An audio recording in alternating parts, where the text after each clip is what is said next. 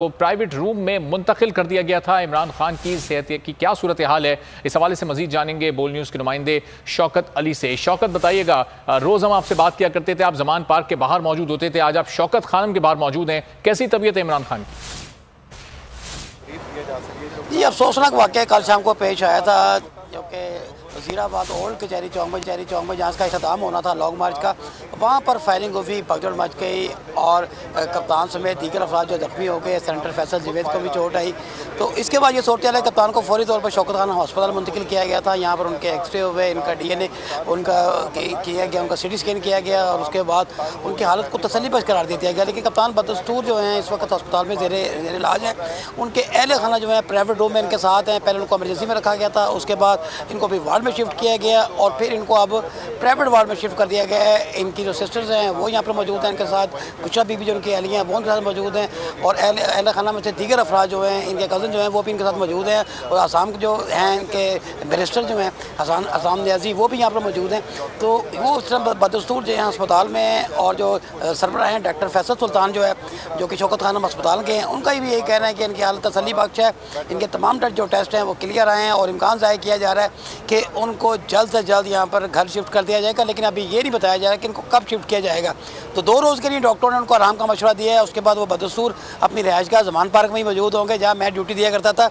और यहाँ पर भी सिक्योरिटी की बात करें तो यहाँ पर बिल्कुल मुकम्मल तौर पर शौकत खानम को कानून नाफिज करने वाले अदारों ने अपने हिसार में ले रखा है और यहाँ पर आनी जो है वॉल लगा दी गई हैं और कारकुन की तादाद जो है वो कम होने का नाम ही दे रही। किसी के हाथ में बुक्के हैं, कितने फूल पकड़ रखे हैं और वो अपने कप्तान की एक झलक दिखना चाहते हैं, क्योंकि जो पाकिस्तान तहरीक इंसाफ जो है इस टाइम मुल्क गिर जमात बन चुकी है और इसका वोट बैंक भी इंतहाई ज़्यादा बढ़ चुका है। तमाम जो इलेक्शन में तकरीबन उनको कामयाबी हासिल हुई है 80-90%। तो इसकी वजह से इनका ग्राफ इतना ज़्यादा ऊँचा है कि इस वाक़े के बाद इसमें और ज़्यादा लोगों में जोश और वलवला पैदा हो गए और उनका ये कहना है कि हम कप्तान की कॉल का इंतज़ार कर रहे हैं कि कप्तान कल दोबारा सेहतयाब हो और कल हमें कॉल दें कि कब हमने ओल्ड कचहरी चौक में पहुँचना है गुजरांवाला में, और ये फिर काफिला रवा दवा हो इस्लामाबाद की जानब, और फिर ये पता लगे कि कब इलेक्शन इस मुल्क में हो और नई बरसरात इक़्तिदार हुकूमत आए।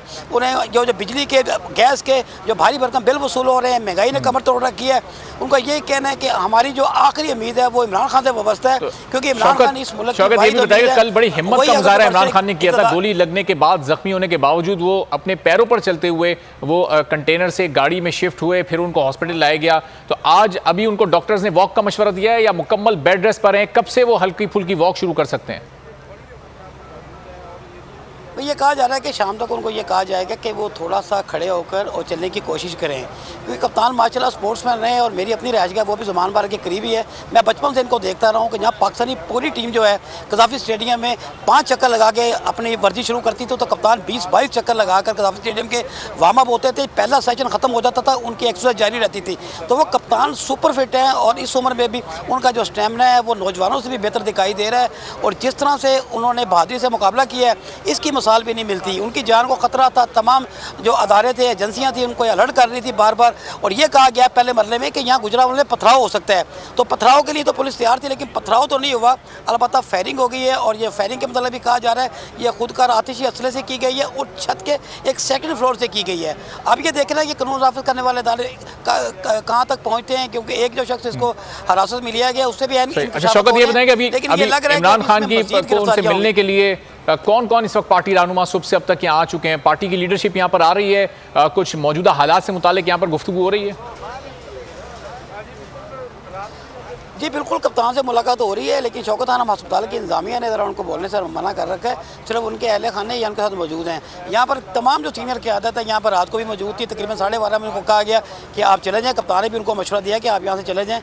अब मैं बिल्कुल अल्लाह के फजल से बिल्कुल ठीक हूँ। तो यहाँ पर क़यादत आती रहती है और आज भी ये कहा गया है, जो असद उमर है सेक्रेटरी जनरल, उनकी जानब से कि आज भी तकरीबन पूरे मुल्क को जैम किया जाएगा और लाहौर के जो दाखिली रास्ते हैं, ख़ासकर उसमें जो बाबू साहबू हैं, उसमें रिंग रोड है, उसमें दरिया रावी के जो ब्रिजेज़ हैं, टोकन न्याज पे जो शहर के दाखिली रास्ते हैं, उनको जैम करने की मनसूबाबंदी की गई है। और ताजरों की जानब से क्या कहा गया है कि जो ट्रेडर्स विंग है इंसाफ के सलमान नासिर, उनकी जानब से कहा गया कि ये तमाम जो मार्केटें उनको बंद रखा जाएगा। वकला जो है उन्होंने भी हड़ताल की कार दे रखी है।